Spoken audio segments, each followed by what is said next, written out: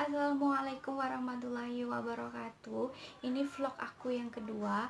Aku masih mau bahas seputar kehamilan aku, tapi kali ini aku bakal cerita tentang pengalamanku keguguran karena kehamilan kosong atau bleed of. Ya teman-teman, banyak sekali orang yang bilang kalau misalnya dokter bilang itu kehamilan kosong itu pasti janin tidak berkembang. Sebenarnya dalam dunia medis yang aku baca itu nggak ada yang namanya janin tidak berkembang. Yang ada adalah janin yang perkembangannya itu terhambat. Tapi aku di sini bakal cerita sesuai dengan pengalaman aku karena aku bukan ahlinya dalam bidang medis. Aku bakal cerita aja yang sesuai yang aku rasain. Yang sesuai aku rasain dan yang aku alamin sebelumnya di vlog pertama aku udah cerita awal dimana aku dinyatakan positif hamil kan pas aku tes pack dan waktu aku periksa ke bidan di bulan September, dan di bulan Desembernya tepatnya di tanggal 13 dan 14 aku udah ngerasain, sebenarnya aku udah ngerasain ada yang beda. Yang biasanya di sebelah kiri aku itu ada denyut nut kayak gitu, 2 hari itu aku nggak ngerasain apa-apa, dan 2 hari itu juga aku ngerasain kalau perut aku tuh kram kram rasanya. Perut aku ditarik kiri dan kanan, rasanya kram, sakit banget. Dan aku sampai di situ pun aku mikirnya masih positif aja, mungkin ibu hamil kayak gini kayak gitu kan. Tapi di tanggal 14 malam minggu, tepatnya malam minggu itu jam 9 malam, aku masih ingat banget jam 9 malam itu aku udah ngerasain kayak orang datang bulan. Aku ngerasain kayak datang bulan. Tapi posisi aku masih tiduran kayak gitu kan. Aku cuma mikirnya mungkin ini melilit kayak gitu kan. Kayak gitu. Aku pergi ke toilet. Aku pergi ke toilet. Pas aku buka celana, tiba-tiba aku udah ngeflek warna merah segar. Di situ aku kaget. Aku langsung manggil suami aku langsung nyuruh aku tiduran, tapi di situ aku udah ketakutan. Akhirnya aku nggak bisa mikir apa-apa, aku langsung nyuruh suami aku buat pergi ke bidan desa, dan ternyata bidan desanya nggak ada di rumah. Aku lari ke bidan yang satunya lagi, alhamdulillah bidan yang satunya lagi ada. Aku diperiksa, aku dicek rahimnya, bidannya bilang aku disuruh bed rest dulu 3 hari. Selama 3 hari aku nggak boleh ngapa-ngapain kecuali aku mau pipis atau aku mau mandi. Pulangnya aku dikasih obat, kata bidannya itu obat untuk berhentiin darah. Selama 3 hari aku harus minum obat itu, dan aku harus nebus obat penguat yang harganya kata bidannya memang cukup mahal.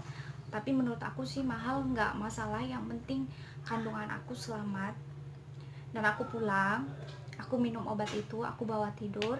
Kaki aku kasih bantal, kata bidannya biar darahnya berhenti atau gimana.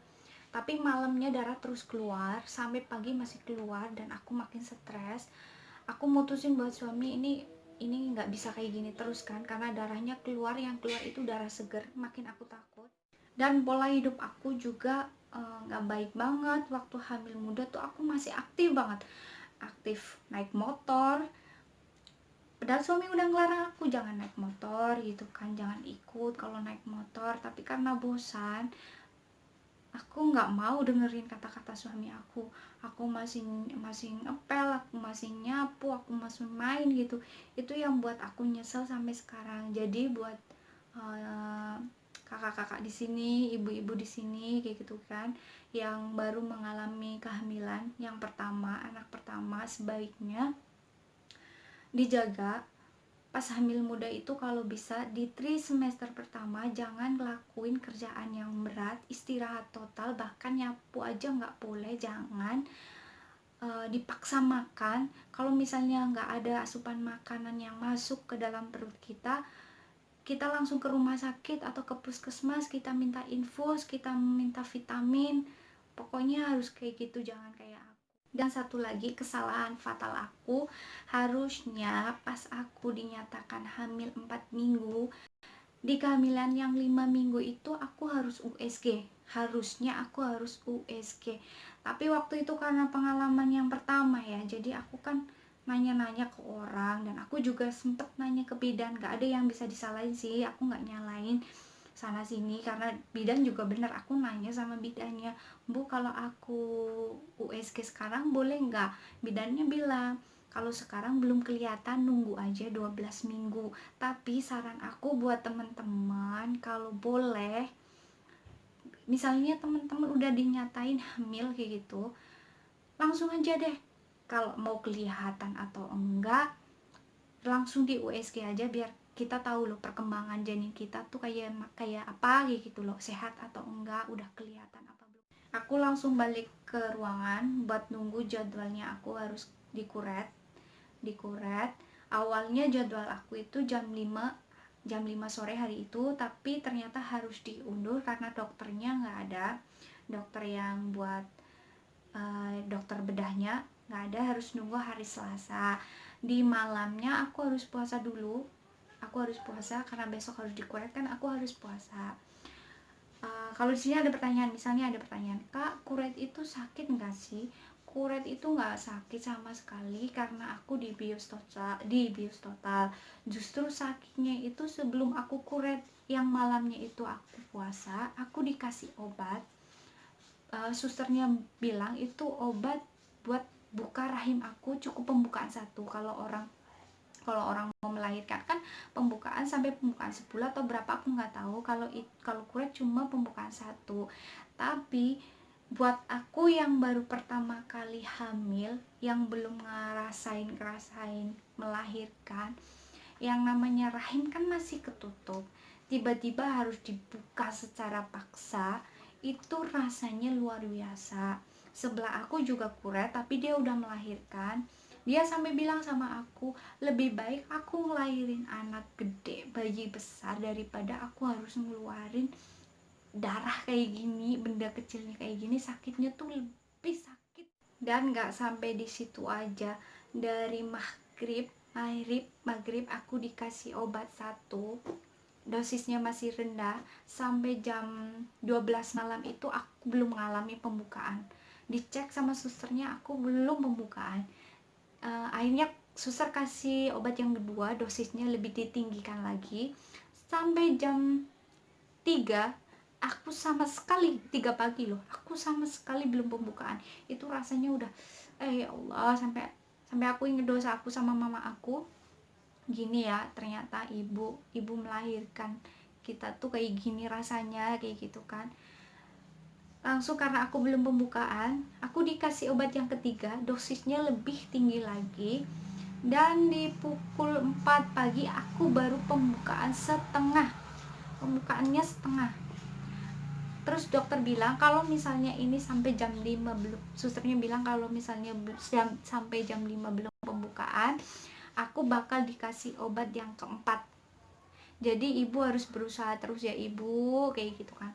Akhirnya aku, ya Allah pembukaan, ya Allah pembukaan. Akhirnya aku pipis, aku ke kamar mandi diantarin sama suami. Tiba-tiba pas di kloset aku duduk, keluar darah besar banget, bener-bener besar. Di situ aku baru ngerasain plong banget. Kemungkinan itu jaringan, karena waktu aku pegang itu memang ada jaringan, dan susternya bilang kalau misalnya jaringannya udah keluar, jangan langsung dibuang ya Bu, simpan nanti dikasih ke suster, kayak gitu kan. Terus aku cuci jaringannya, aku kasih sama suster, dan ternyata dicek sama suster aku udah pembukaan satu, alhamdulillah. Dan cobaan aku nggak sampai di situ aja, yang katanya harus dikuret jam 7 pagi, ternyata aku harus nunggu jam 12 siang. Jam 12 siang aku dikuret sampai jam 1. Di situ aku keluar dari ruangan setengah sadar. Susternya datang bilang kalau misalnya ibu nanti udah bisa pipis, ibu baru boleh pulang. Ini tips dari aku ya, biar cepet pipis ya.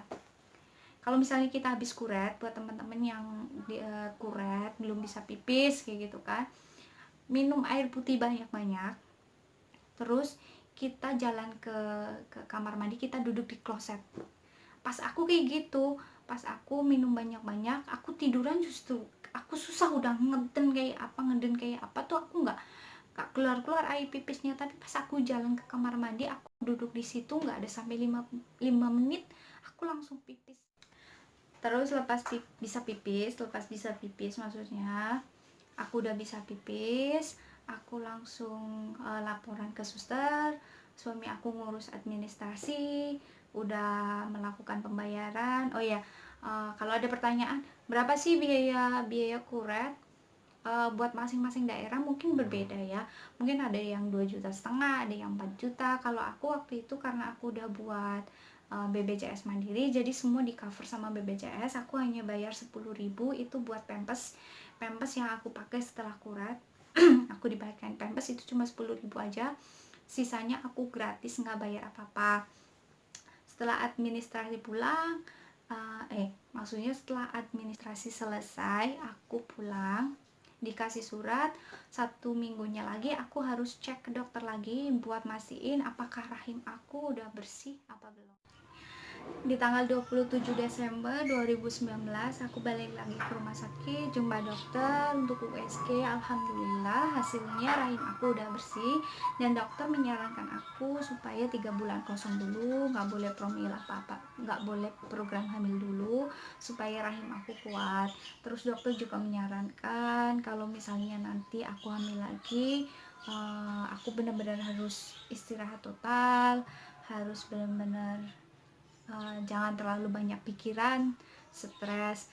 Dan kalau ada pertanyaan, misalnya teman-teman yang habis kuret nanya sama aku, Kak, setelah kuret darah keluar terus enggak? Alhamdulillah aku di 7 hari setelah kuret, alhamdulillah darah aku udah nggak keluar. Sebenarnya 3 hari itu aku udah nggak keluar, cuma flek-flek coklat aja. Tipnya yaitu aku makan ikan gabus setiap hari selama 7 hari itu. Aku makan ikan gabus, aku nggak pakai minyak, cuma aku panggang aja. Terus aku rajin minum air kelapa muda, airnya aku minum karena air kelapa muda itu kan bagus buat bersihin rahim kan. Terus aku juga minum resep GCR setelah 7 hari itu kan. Waktu aku masih keluar darah aku nggak minum, tapi setelah 7 hari ini aku kan makan ikan gabus, minum air kelapa. Udah 7 hari ini aku udah nggak makan dua-duanya, nggak minum ini. Aku 7 hari kesananya buat memperbaiki siklus haid aku. Aku minum ramuan GCR. Bahan-bahannya nanti aku buat di vlog berikutnya. Aku minum resep GCR buat detok rahim. Di vlog berikutnya aku bakal share gimana aku buat resep GCR buat detok rahim. Dan alhamdulillah setelah aku 1 bulan kuret, siklus haid aku normal. Tapi memang sebelumnya kan siklus haid aku sebelum aku kuret 28 hari. Memang berturut-turut 1 bulan aku 28 hari. Tapi setelah kuret memang siklus haid aku nggak teratur, tapi perubahannya nggak terlalu. Misalnya aku bulan pertama 29 hari, bulan kedua aku 30 hari, dan bulan ketiga aku 31 hari. Bulan keempatnya aku balik lagi ke 29 hari. Tapi kan kalau teman-teman ada yang nanya, jadi nanti susah Kak kita buat nentuin masa subur? Enggak, nanti aku di vlog berikutnya juga aku bakal share sama teman-teman gimana sih caranya menghitung masa subur dengan siklus haid yang tidak teratur. Saran aku buat kakak-kakak yang habis kuret, saran aku ya yang terakhir di vlog ini, nggak semua orang sama sih sesuai yang dokter anjurkan. Kalau aku memang dianjurkan dokter tunggu selama 3 bulan dulu karena memang kandungan aku lemah, dan selama 3 bulan ini dokter menyarankan aku buat nabung asam folat, zat besi, dan vitamin-vitamin lainnya, biar nanti pas aku hamil di 3 bulan ini kondisi rahim aku nggak seperti yang kehamilan aku yang pertama. Aku selama 3 bulan ini aku konsumsi Folafit, FRE, aku rajin makan alpukat, aku campur dengan kurma, aku juga rajin minum air anget campur dengan madu. Pokoknya terserah teman-teman, selama makanan itu sehat teman-teman boleh mengkonsumsinya. Ya, itu aja pengalaman kuret aku, pengalaman kehamilan aku, Blated Oven yang bisa aku sharing sama teman-teman. Semoga video aku kali ini bermanfaat buat teman-teman. Yang belum subscribe YouTube aku, subscribe YouTube aku dan bagikan di media sosial yang kalian punya.